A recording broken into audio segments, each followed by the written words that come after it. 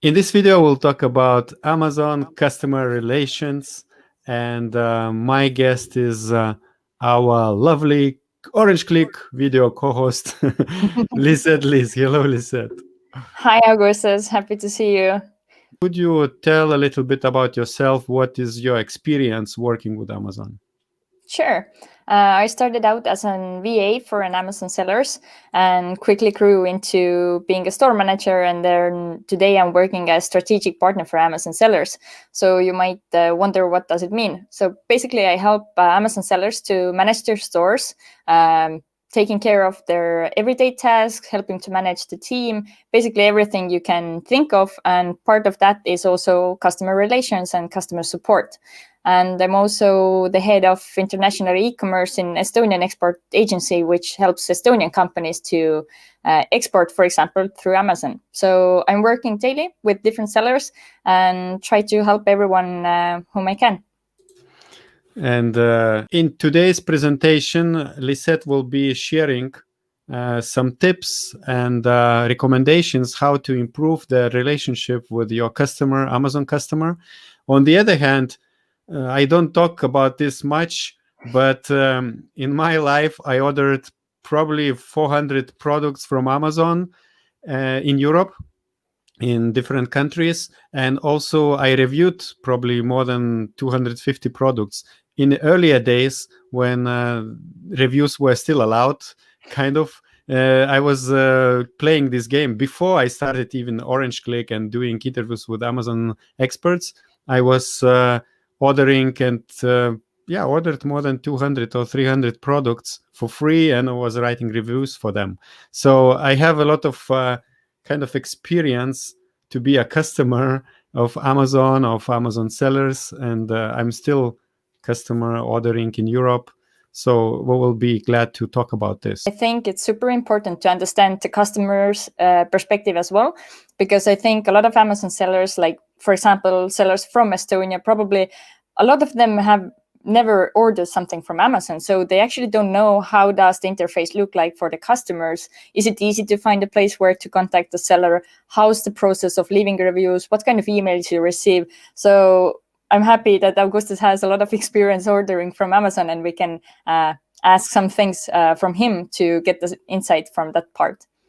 All right. I think we're ready to do presentation, right? Okay, so let me know if you see everything. Yes, we can see it. Okay, perfect. So as we already talked about, then today we're going to be talking about only the customer relations side of Amazon business. And one of the main reasons why it's super important to pay attention to customers is actually the fact that everything you do when running your business, you do it for the customers. You source for the right product, you craft the listing, you run the ads, you do everything for the customers. So it really doesn't make any sense to not focus on the customers. On the other hand, working with Amazon sellers, I have seen that a lot of sellers tend to not focus on the customers that much and rather try to perfect the listing and everything. But we know that customers matter a lot. The reviews and feedback also matters a lot. So let's go into it. First thing, I wanted to touch a little bit customer relations overall. And as you can see, we have the honor of having Jeff here as well today. So he will support us throughout this presentation with his thoughts about customer relations. So if any of these quotes seem good for you, then definitely write them down. So first of all, what Amazon is famous for at all? Most of the time you would listen or hear the fact that Amazon is super customer-centric. And they have chosen this approach from the very beginning when they first founded the company.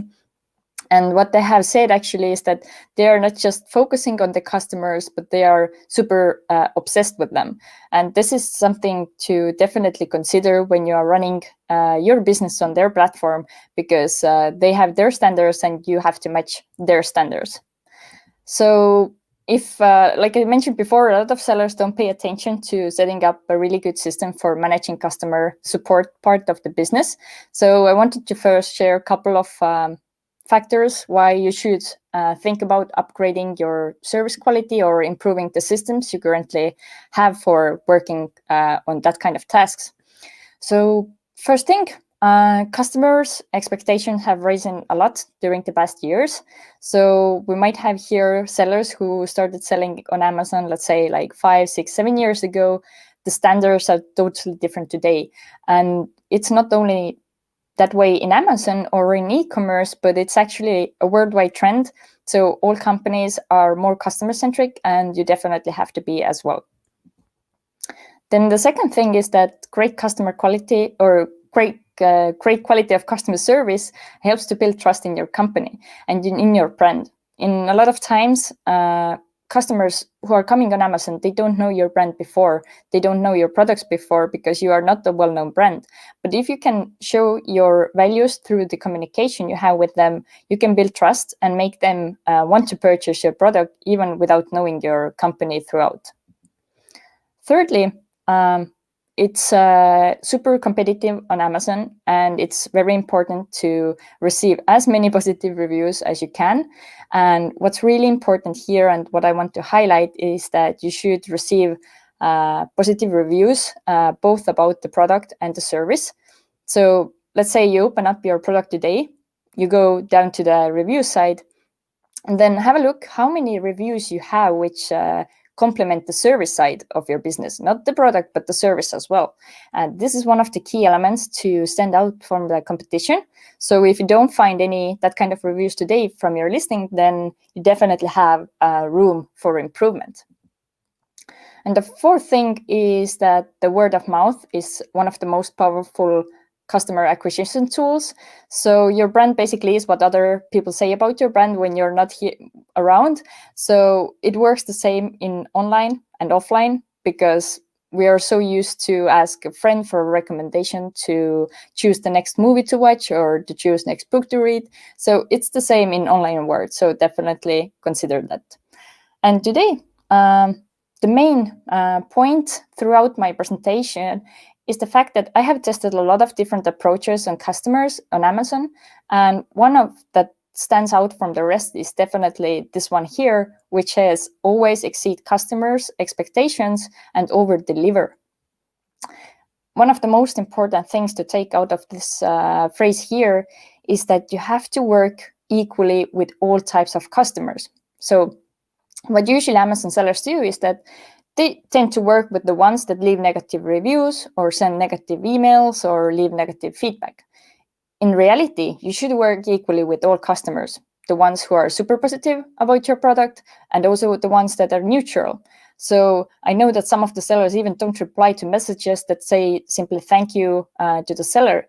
Instead, you should use each opportunity to turn that customer into a raving fan of your brand, make him or her a repeat customer, and also make sure that you have done everything from your side to actually get them leaving a good review. So keep that in mind. And today, I built the presentation up in a kind of like self-check way. So we will have some of the questions for each part of customer support, which you can ask yourself and discuss within your team to improve the area of providing customer support for your customers. And first thing, we will talk about buyer-seller messages. And here are a couple of routine-related questions which you can ask from yourself.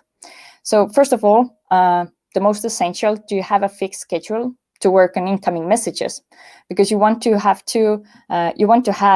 a system, because you don't want to forget anybody. You don't want to go over 24 hours, which is allowed by Amazon, the time frame given to you in order to reply to messages.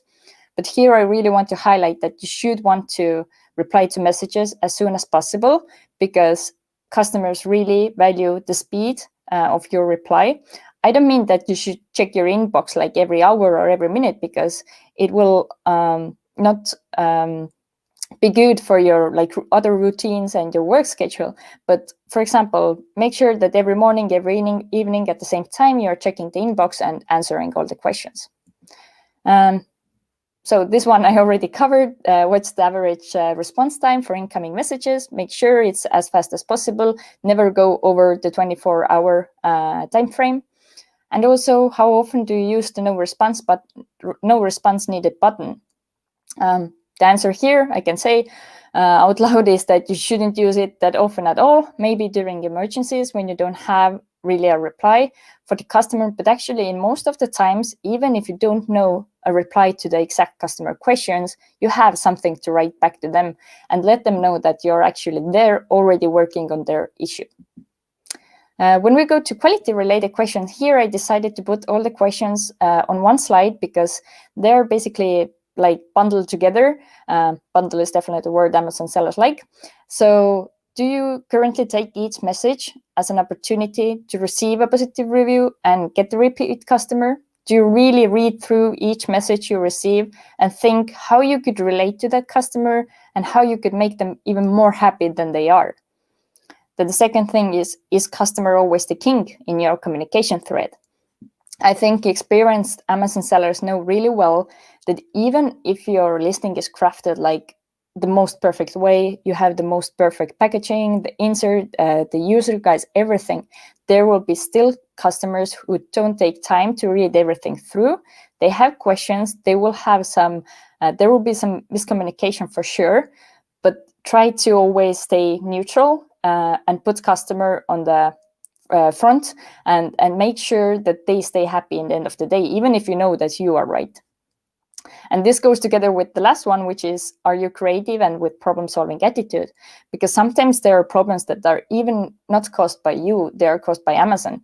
So instead, just like saying that it was Amazon's fault and we can't do anything, try to think out ways how you can actually help that customer and make them feel that you are really by their side. So now let's go to the second topic, which is product reviews. Probably one of the most favorite ones for both customers and sellers. So first, routine-related questions to ask yourself are, do you have a fixed schedule to work on received reviews? Again, have a system, have a schedule. It will save you time, but also it will save you cost. So even if you're a small seller today with just one product, make that system, because when you grow and when you expand your team, you have to have the system first and then grow your team, because otherwise you don't have enough efficiency to work on the reviews, for example. Secondly, and this one is super important, to have a system to work with negative reviews. Dealing with negative reviews and trying to reach customers who leave negative reviews, it could be a work that takes like a couple of days until even to a few weeks. And you don't want to forget customers who have left you negative reviews. And you also want to keep all the information in one place, because then it's easy to manage it as well. This is something that I know a lot of sellers are not doing, so definitely do that. And third, which is really interesting, I guess, is that do you collect product development ideas from your customers? Here I recommend to have like a separate file. If you're doing customer support part of your business yourself, use that file for yourself or together with your business partner. If you already have a VA who responds to messages and reviews daily, then let them fill out this file so you can go there. You know, there is one place where you get that information, because in the end, customers are telling you a lot of valuable information about your product, but also give you good ideas how to develop your products. And if you're the first one to do what they really want and need, then again, you will be the winner in the market. And when we talk about the quality of answering to product reviews, first question, is the style and quality of responses constant for all review replies and for all your products? What I mean by here is that if you choose to respond all to the reviews, try to do it each time. Also, try to keep the style similar so that people would understand what is the voice of your company and how do you usually help customers. So that's really important here. Also, do you engage with the customers and do show that you really care? Here, one good tip is to reflect what customers are saying in their reviews. So when they are saying like, I use this product for doing that, then comment that, add something, add your experience. If you don't have experience doing the same thing with your product, then just imagine being in the same situation and just craft some kind of picture. And reflecting what customers said in that way really show that you are present and you take the time and effort to go through the reviews and actually think along with them. And thirdly, are you providing valuable information? So whenever customers ask any questions in product reviews or want additional instructions how to use the product, then be sure to rather provide more information and write the longer reply than just saying that you can check our product photos or you can check our website or something like this. Definitely try to put all the information again to one place. So much about product reviews. Then the third part, which is often overlooked, is the customer questions. Why it's important is that it actually takes a lot of room on the product detail page. So it's important to know that you have to take care of that part as well. And here I have bundled 2 questions, which I think are one of the first ones which you should think of when you think about customer questions. So first thing, have you enabled customer questions for your product?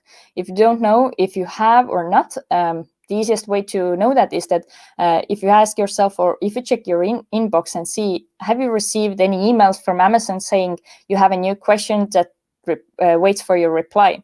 If you don't see any that kind of emails in your inbox, then reach out to seller support and ask them to direct you how you can turn on that feature, and definitely pay close attention whenever you receive that email, because they have certain deadline or time frame within you can answer to the questions. So be sure to do that. And also the third thing is what's the reaction speed to answering new questions? Yeah, there is some kind of typo in. So yeah, what's your reaction speed when answering to questions? This one is very important because what customers often do is that they look, let's say, 3 or 4 similar products, and they know the products are quite similar, and they want to make sure if that product has a certain feature. So what they do, they take those 4 listings and they submit the same kind of question to each seller. And I'm more likely and more assured that the seller who replies the fastest will get the sale because they provide information. And if you provide a good reply and good information, then of course the customer will choose you over the ones that are not reacting at all. When we talk about the quality of dealing with customer questions, then think yourself, do you use replying to questions as a way to tell more about your product and company? So here again, don't just simply answer yes or no, or just yes, it's blue, or yes, it comes in a pair. Try to use that space to tell more about your product, your company, your values, because that will make customers to understand better what you stand for. And whenever they are looking through the questions, trying to find some answer, they already read and can confirm for themselves that your company and your product is a good way to go. Then this one is a little bit fun because are you 100% honest when you answer customer questions that you don't want to make your product look nicer or be nicer? Here, one of the examples is definitely when customers are asking, where is this product manufactured? As we know, oftentimes the answer is China, and sellers don't want to say it out loud, so they rather leave that question unanswered. That's actually not a good way to go. I rather suggest you to answer to that question, but instead of having customers just focusing on the word China, add something else to there. Add, where are you designing all the products? Perhaps it's in Europe, perhaps it's in Spain. So write what's the story behind your company, and be sure that the focus will be shifted away from China to something else. So this is a good tip I can give to you. And also, are you providing additional valuable information? The same thing that goes when answering product reviews. When they are asking some, like, let's say, how a garlic press works, why not to add something fun there, like a small recipe to try out, or any other tips or hacks how to use products? So try to use that space as well as possible.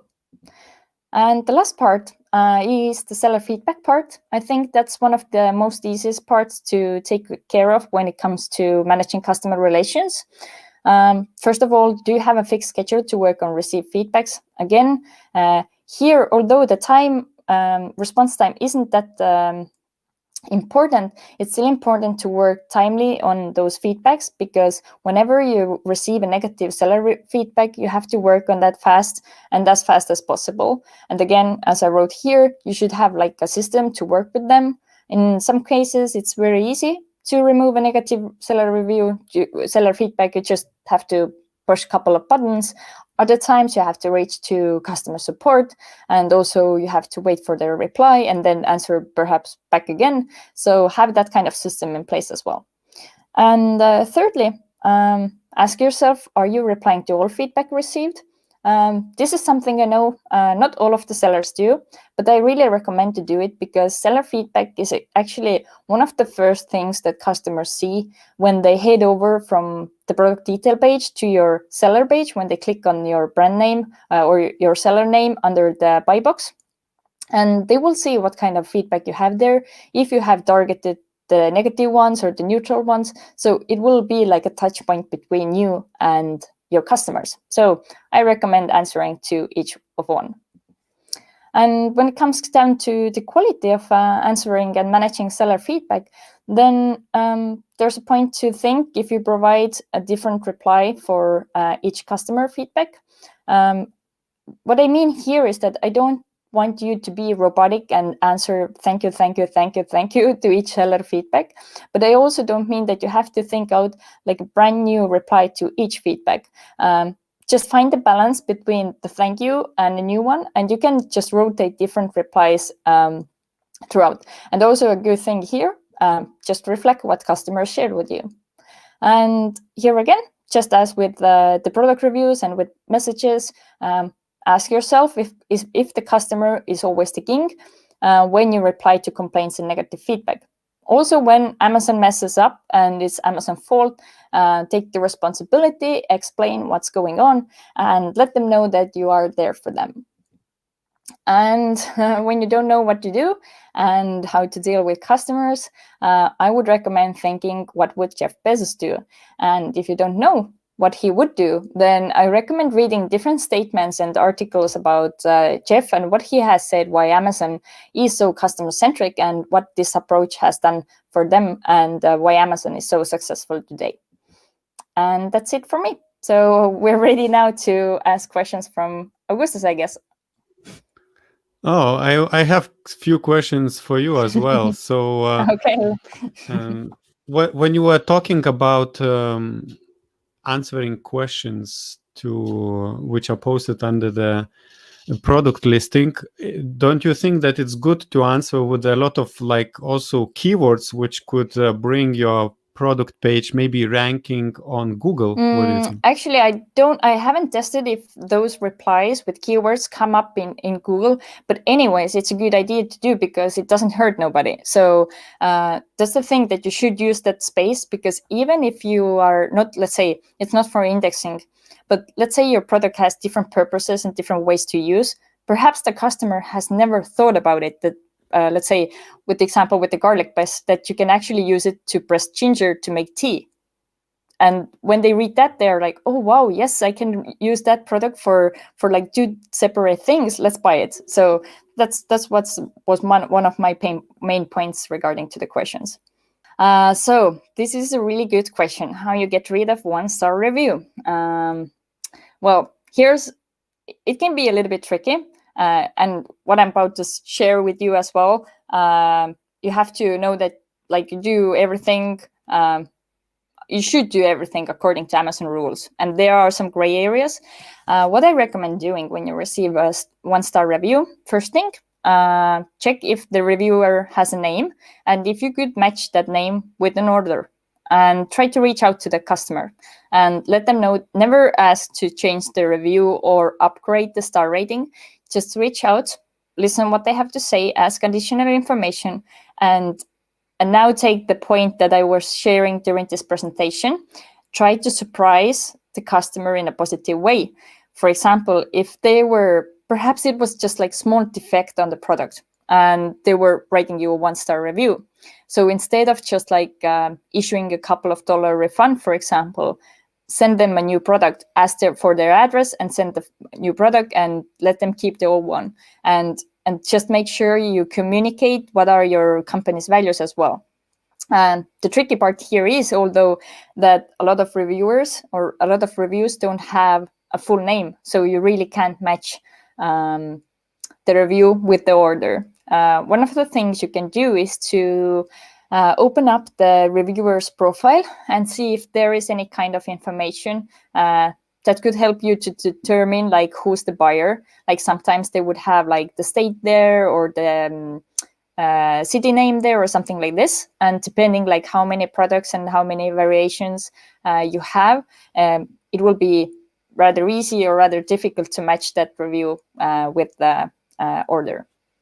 So in one of your slides, you mentioned that word of mouth, kind of to build your brand so that people talk about your brand. But I'm thinking, when I go to Amazon and I search for a specific item, I don't know, let's say, it's difficult to give an example, maybe a tripod for a mobile phone. So I would go and type the keyword and search for, it's very rare that I will be targeting some brands. So it's kind of, I think it takes ages to build this name for the brand. Let's say now if it's electronic device, I will do a general search, but I will also check what company called Anker is offering, because I now trust Anker. And some friend recommended me power bank of Anker. I bought it, I like it. And now if I need another electronic item, I will probably check if Anker is not, unless it's like 2 times more expensive than another good looking product. But I think it's very difficult to build this kind of word of mouth advertising for most of the private label sellers, because these products, they look the same. I don't know. It works really well if your product is kind of like a niche product. Perhaps it provides certain support, or it covers some kind of need. So what we as persons tend to do is that we usually have friends who have similar interests or similar worries, or I try to come up with some kind of example. Let's say you're like into filming and you need a tripod. So probably you have a friend or two who are into the same kind of field as well. So when you find one from Amazon, that is from like an unknown brand. The price is good, the quality looks good, you order it, you have a good experience with that. Of course, you will recommend that to your friend as well, because they're looking like you get a really good deal, the quality as well as fine, and they will go on Amazon and then they will search for the same product. So that's the way it usually works. And also the thing is, what I recommend to do is that, for example, if you have customers who are unsatisfied, and if you have the budget for that, I really recommend sending like a new product out and not asking to send the old one back. And what I like to say is that just keep the other one, the extra one that didn't fit you or you didn't like, give it to your friend, give it to your family member or something like this, because that as well helps to bring more that word of mouth like for your product. All right, talking about recommendations. So if it is a kind of less known or unknown brand, it did happen to me, because as I said, I reviewed, I ordered in the last 5 years probably 400 products, and the first maybe 250, 300 were the ones for which I wrote reviews a few years ago. And I did found really great products. For example, now I'm recording this webinar and I do use some LED lamp to light my face. And this lamp is like very good for other webinar makers. And in some Facebook groups, I was really them telling buy this lamp, but I'm just sharing the link. I don't even know the brand, and this brand is difficult to pronounce, but I know that it's a good product. This specific lamp I have already for 4 years, I think. And whenever I had the offers to review this kind of lamp from other sellers, I was taking, because I wanted more of these lamps, because it was very useful for what I'm doing with videos. So what I wanted to say is that I was recommending a link, and I said search for similar product if that one is not available. But of course, if your product is still online on Amazon Marketplace, my friend will buy it, and then that friend maybe will recommend to another, maybe that link. So maybe it's important to make sure that your brand name is pronounceable. Let's say this lamp is called Albrillo. So I don't know how to remember this. That's actually a really good tip to make really like I think like some some time ago it was like a trend to make like super long and like super like fancy, trying to include like different keywords and stuff. Actually, it's so customers really can't remember, and make sure that if you are selling, for example, in US marketplace, make sure it's like they can really pronounce the brand name as well, because if they can't really pronounce it, they won't remember it as well. So that's the thing. And talking about, you talked about building the trust of the brand. So let's say this lamp is difficult to remember the brand name. So for many years, I will not probably remember the name of the brand. But what could build me, like what I could make them remember, is when I would have a problem and I would write you an email. Actually, as a customer, I really struggle to find a way to contact the seller. And I'm sure a lot of, probably more than 90% of buyers, they don't even understand that there is a third-party seller. Exactly. So it's very difficult to find that button where you can contact about the product, because on the orders page, I don't always find this button. So I end up going to the listing. I click on the seller's name. Good that I know that there are third-party sellers. Exactly. And then, yeah, I go to the seller's storefront, I think, or some page where I see some feedbacks. And then there is this yellow button to contact. And then you have to choose your last order or something like that. So it's very complicated. It's unfortunately, probably, maybe on purpose, Amazon made it so that people don't start chatting with the system. And but that's the thing, that it's good to have you here today, because oftentimes for sellers, it doesn't seem like that kind of like mission impossible to contact sellers, but it actually is. It's not that simple and like clearly understandable. Like, where is the place to write the product review? Where is the place to add the seller feedback? Where is the place to contact the buyer? And with contacting the buyer is the thing that, okay, if you have already ordered, you can go through my orders. But if you want to ask something before purchasing the product, then you have to know like the way to go around. I don't know if we can share the screen to show like how you could contact and send a message. Can we do that? Yeah, actually, I prepared, I opened the page. Okay. Yeah, what I wanted to say also about this, when I buy a product, of course, very often sellers like to put some kind of inserts with a card. They talk something about reviews, but they also put their contact email addresses. Make sure that maybe your email address is with your brand domain name. Very often, especially from sellers in China, I get cards and the email address is Gmail or this cuckoo.com.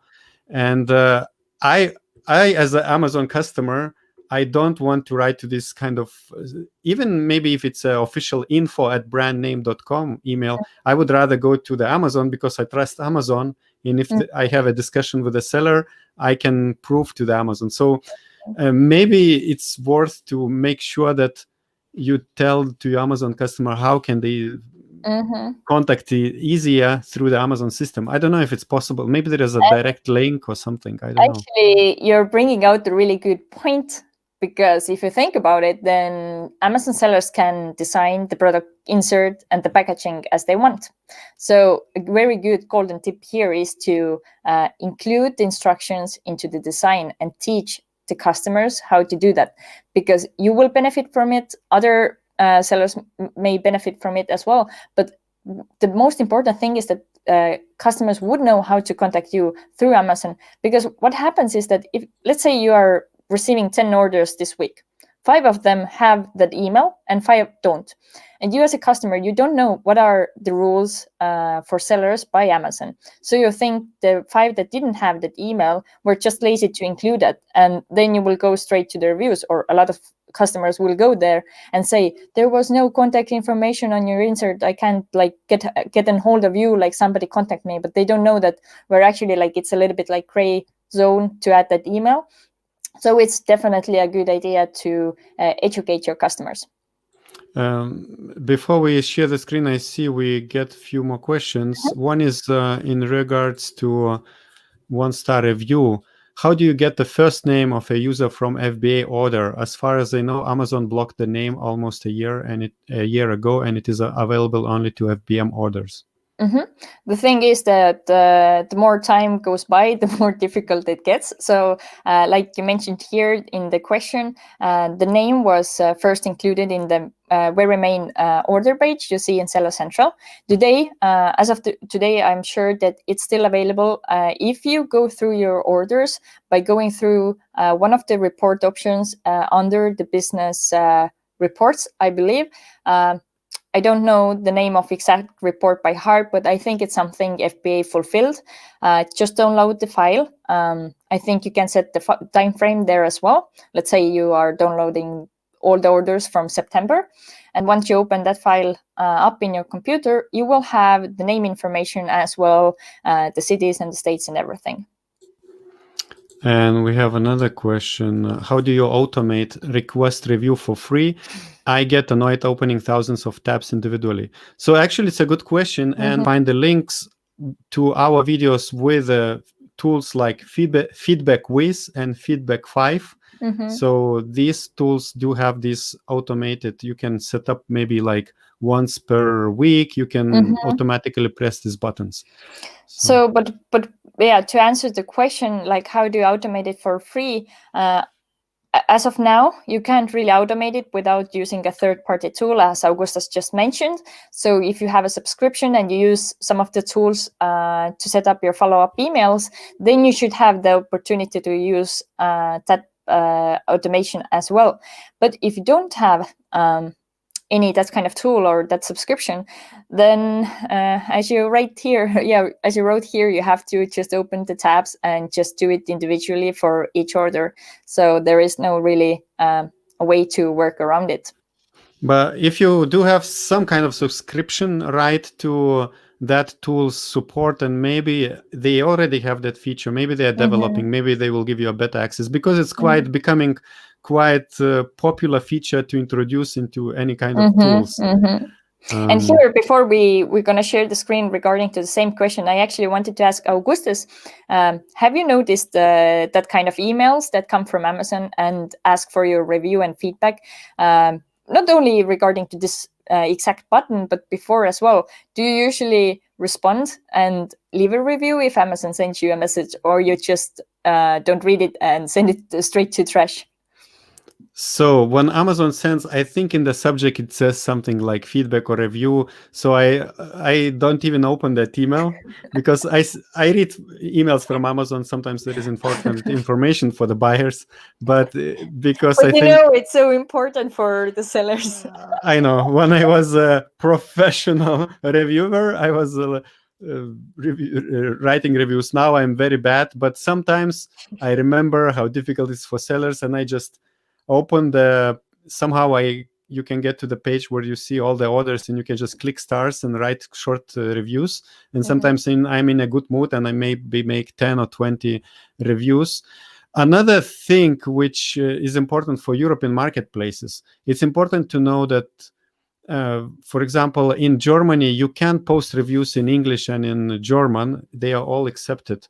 But if you live in Spain, for example, and there are quite a lot of foreigners. Until this year, there were always a lot of British people, and I'm sure they're using Amazon Prime in Spain. And if they are posting review in English, it is rejected. I did it several times in Amazon Spain. And first, you have to wait like 2 or 3 days until you get approval or rejection.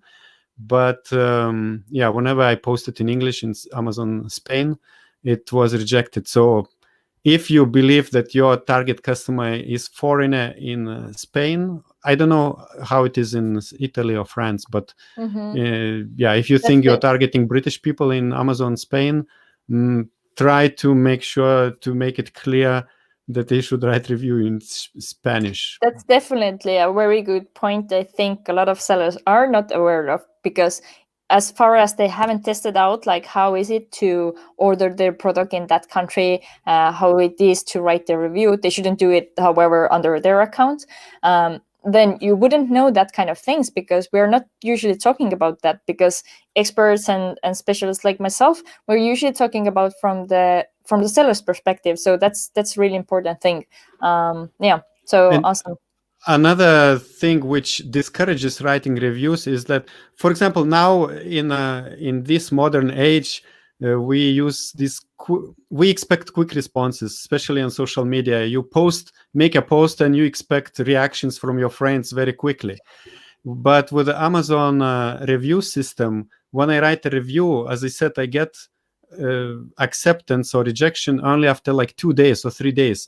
I would love it that it's much faster, that let's say within like 10 minutes I get. So if I see like, oh, I'm accepted and I posted a review, you feel like satisfied. But after 2 days, you already forgot, and you don't have this.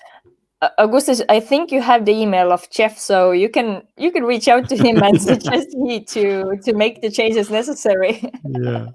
Okay, let's check what Jeff made with his website recently. So I'm sharing the Amazon.com page, and this is one of the orders which I did last year. It's a wireless microphone, and I was surprised a few weeks ago when I needed to write a question to a seller.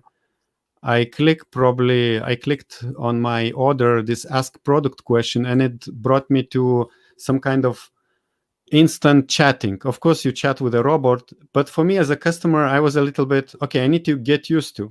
But I think I needed to get... I had a product which had technical issues, and I wanted to ask seller what's the problem. But it took me like maybe 3 or 4 times until I managed to understand what I have to choose in order to connect to the seller, because very often I'm brought to this Amazon screen which takes care about shipping. So for example, order I placed, and let me choose this microphone, and let's say we want to ask something about technical. Let's say it's not working. So where do I now get technical answer?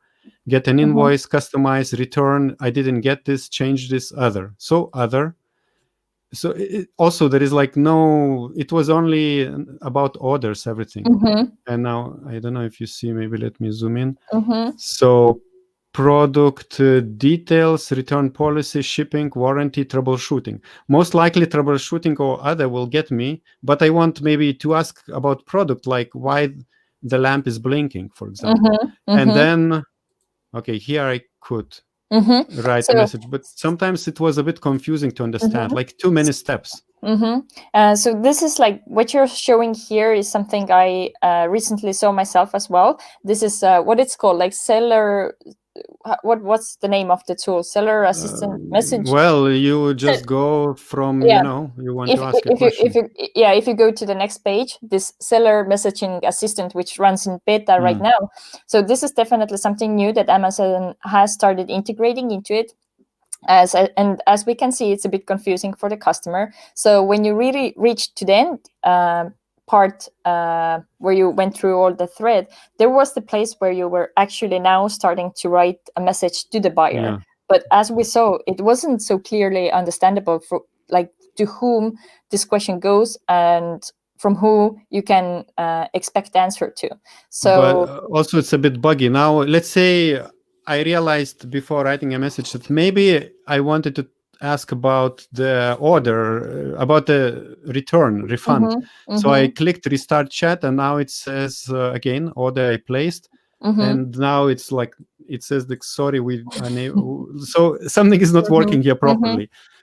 I think it's made it now more difficult to contact sellers. And now the thing is that if you go, let's say you know who the seller is and you want to reach them like through the product detail page, as you explained us before, then you will run into the same beta assistance. Probably. So you will have the same kind of issue.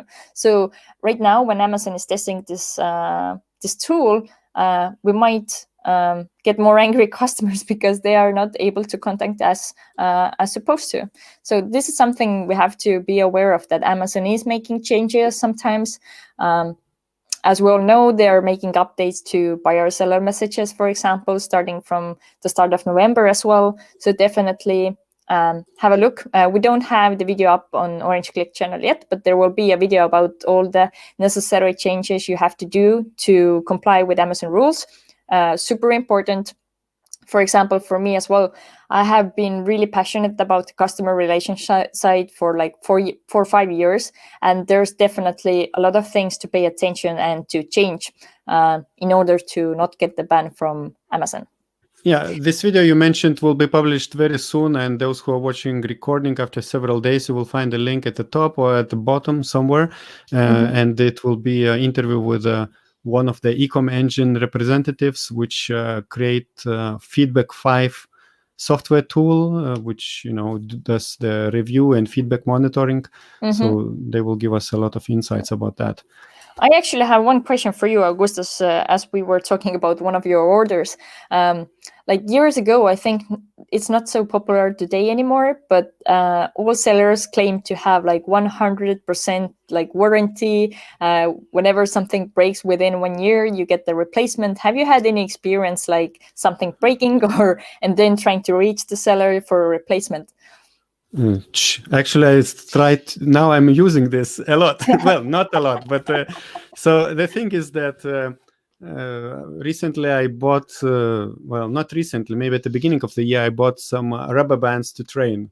And during lockdowns and COVIDs and coronas, I was training a lot inside, so I used the rubber band. And after half a year, it broke. And I thought, I didn't expect this rubber band to break. And I checked, I found the original box, and I checked there was an insert card which said 12 months warranty.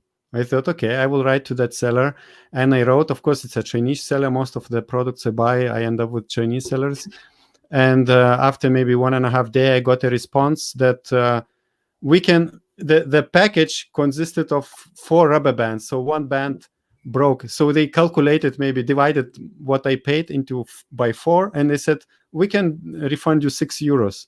I said, well, for 6 euros, I will not be able to replace this rubber band, which is broken. And what about your warranty of 12 months? And they immediately offered to send the new package with 4 rubber bands, because they don't sell by one.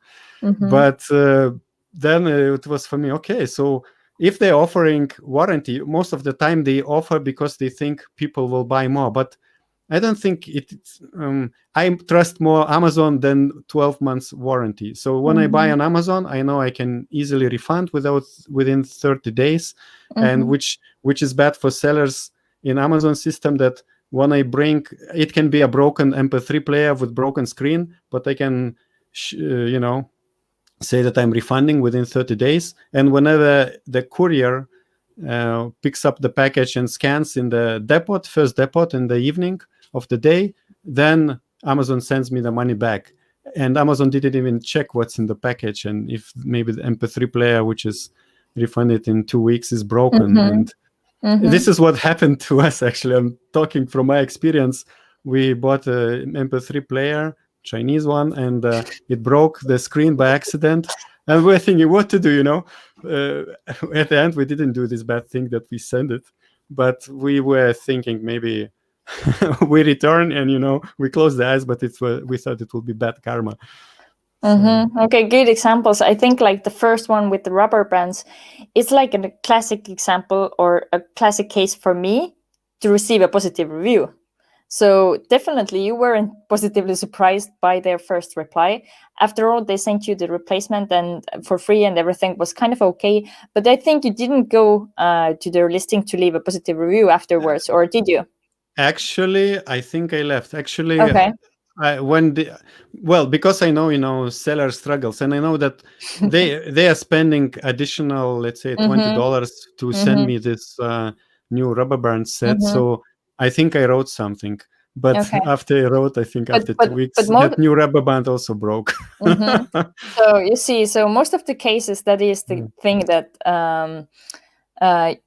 what I like to do is to actually positively surprise the customers. And like I said before, it doesn't matter like how mad they are or how angry they are, even if they are writing in a really neutral way, like, hey, I ordered your product, it's broken, what can you do about it? So if you see that, okay, they're like really normal, they are not mad at me, perhaps I don't have to send them a free product. It's not the way to think about that kind of cases. The thing is, write back to them, explain what are your usual standards that you go through, the quality control for each of each of the products, make sure to be by their side, send them the new item, ask for a photo of the defective product.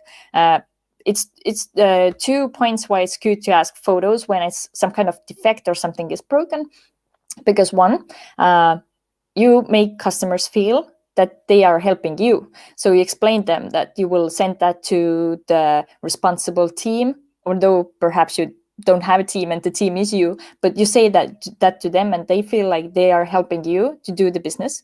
And the second thing is that you can actually verify what's the issue, and they recommend collecting that kind of emails and photos to one place, because when you start to see a pattern, let's say same band breaking over and over again, there is definitely a quality issue you have to be aware of, and you start working on it.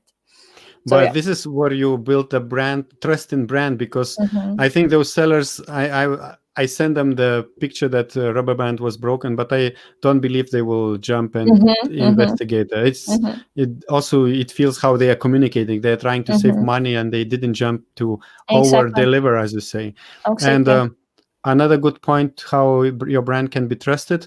For example, another example which happened to me a couple of months ago, I was looking for a tripod to put a camera, small one, and the model which I was interested had 4 variations. I was confused because all pictures look the same. Sometimes there is something at the bottom. Sometimes maybe the material is different. So I wrote the seller and asked, what is the height of each, and what's the difference between the models?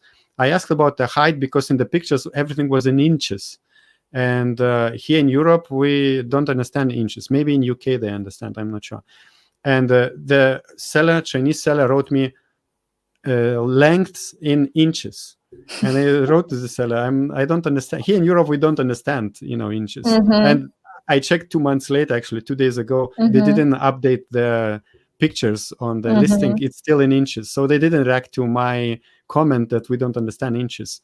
And when I said this, they wrote to me in centimeters. So I wasted maybe 4 days to get all the answers and 2 or 3 emails instead of one email. If you could concentrate and try to guess what your customer wants. That's a really good point. I forgot to mention that during my presentation, that the speed is very important, but also when we talk about problem solving attitude and that kind of thing, you have to, as a seller, you have to be proactive. So if you can already suggest possible solutions, and you can have, let's say, the customers choose between a couple of them, already write those in your first email. So you don't have to go, you kind of want to go back and forth with them, but you want to give them the solutions within the first email, because then, as in Augustas' case, you would already know what are the chances, but you are really taken care of. So that's super important. And for example, people who have never been in US, for example, I have been in US for a couple of times during the summer period, and I know how tiring and time-consuming it is to receive customer support. Let's say, usually you call to a company, then you're on hold, then you will ask tons of questions regarding to your, let's say, the order, the number, and etc. So you will spend a lot of time to just get on hold of them.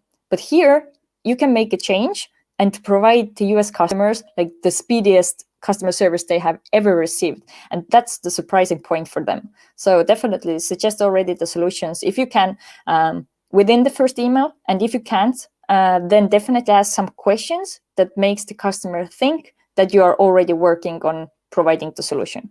And I think all these tips are very, very important for sellers from China. If someone is watching, let's say about this length measurements, if you don't know that in Europe we use mostly centimeters and meters, metrical measurements, you are losing customers, I would say. So it's important maybe for outside Europe, being especially Asian sellers, to hire to have someone in the team who would take care of European customers. I see we have few comments and questions. This one we had. There is one. Sash is asking, if I am not mistaken, Amazon does everything. Can you want contact? Okay, they do everything that you don't want, that you don't contact.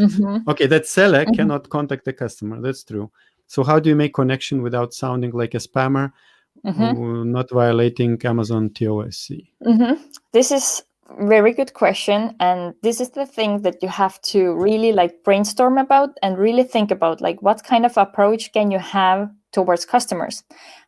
When I first started out as a VA, I remember I had probably some kind of templates like written like in a hurry. I started to use those. By the time I managed more emails, I started to include more personal notes to the emails.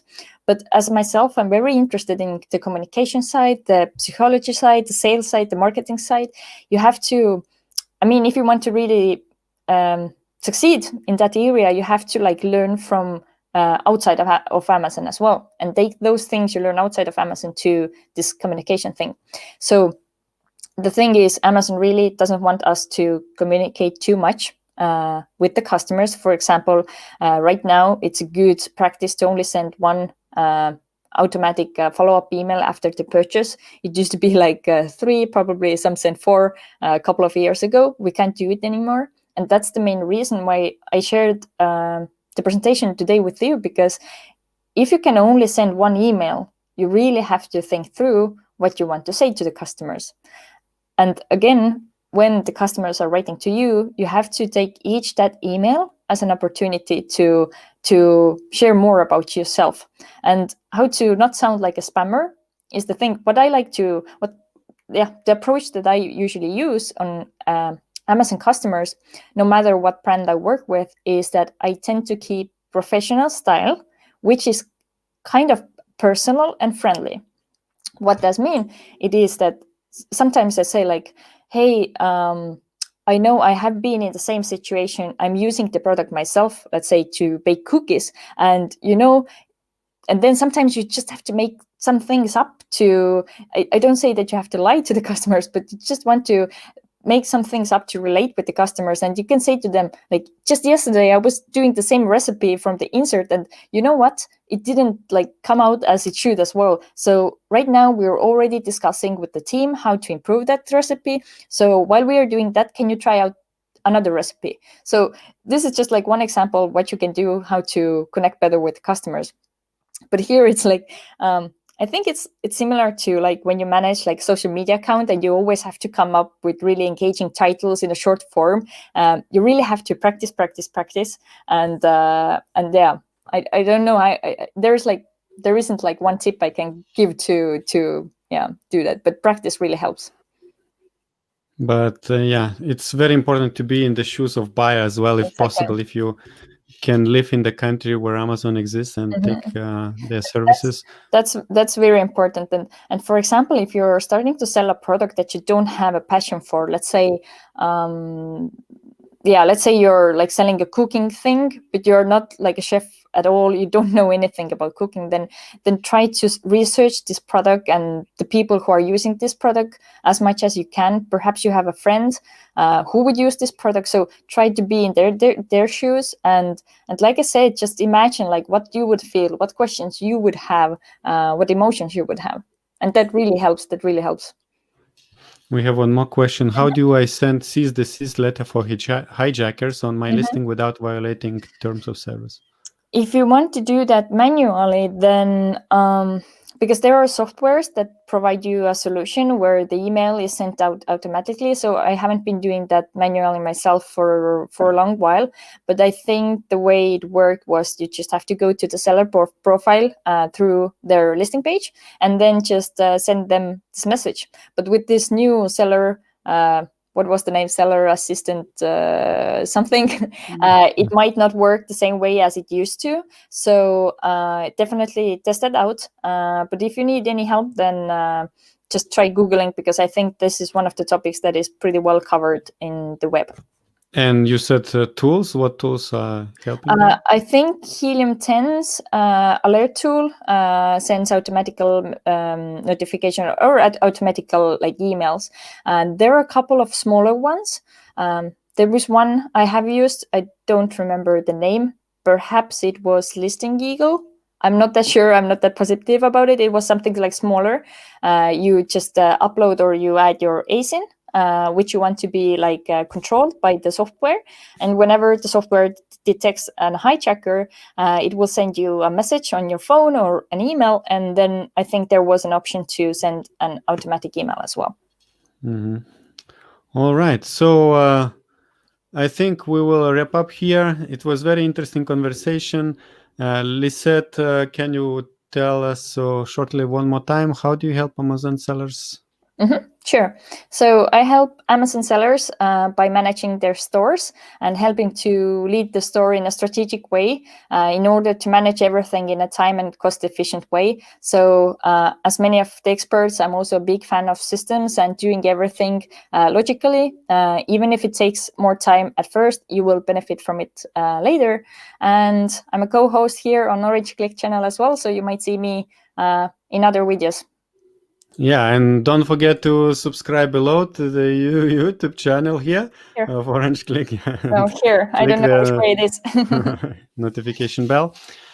And thank you everyone who was here. If you enjoyed this video, let us know if you have more questions. We're happy to record and share more of our experiences as being as a buyer and customer of Amazon. I never sold myself on Amazon, but I have a lot of experience touching and getting products. This feeling when you get a package in some cheap plastic bag, and when the package is really made nice, but that box you anyway throw. It's interesting. I think we one of the ideas for the next webinar is doing like an unboxing with you. It would be really interesting to see if you order like 5-6 items and then go through like how it's packaged by Amazon, what's the original package from the sellers, and what kind of inserts they include in their order as well. So definitely have more topics to cover together with you. All right. And thank you very much. Bye-bye. Bye. And those who are watching the recording, click here into the playlist where you can watch the demos of softwares which help you with feedback and review monitoring. And also, I think you will find demos to Feedback Wiz and to Feedback 5. So, bye-bye.